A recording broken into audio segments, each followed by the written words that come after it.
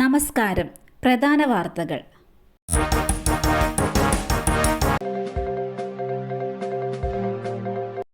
പരാതിക്കാരിക്ക് ഗൂഢലക്ഷ്യം.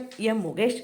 തനിക്കെതിരെയുള്ള ലൈംഗിക അതിക്രമ പരാതിയിൽ പരാതിക്കാരിക്ക് ഗൂഢലക്ഷ്യമെന്ന് നടനും MLA-യുമായ മുകേഷ്.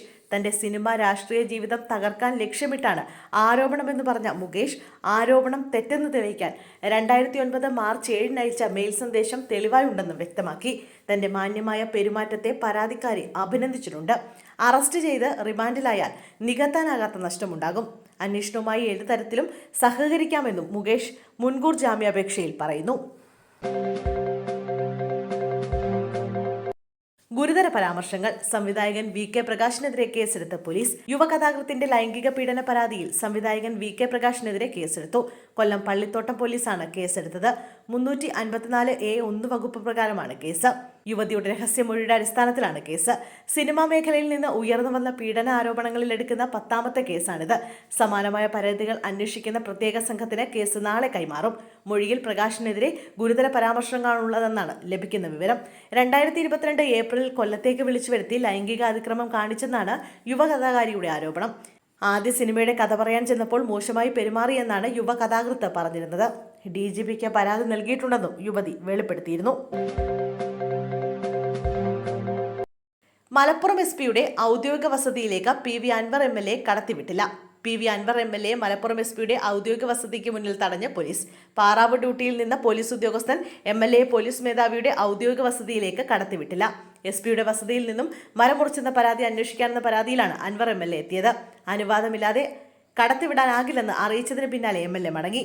പൊതുവേദിയിൽ PV അൻവർ SP-യെ അധിക്ഷേപിച്ചത് പ്രസംഗിച്ചത് നേരത്തെ വിവാദമായിരുന്നു.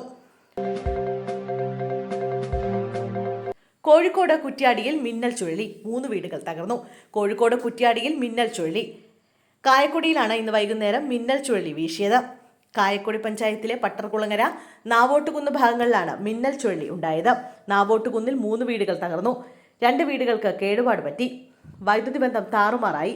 സംസ്ഥാനത്ത് ഇന്നും നാളെയും അതിശക്തമായ മഴയ്ക്ക് സാധ്യതയുണ്ടെന്നാണ് മുന്നറിയിപ്പ്. കോഴിക്കോട്, കണ്ണൂർ, കാസർഗോഡ് ജില്ലകളിൽ ഇന്ന് ഓറഞ്ച് അലർട്ടാണ്.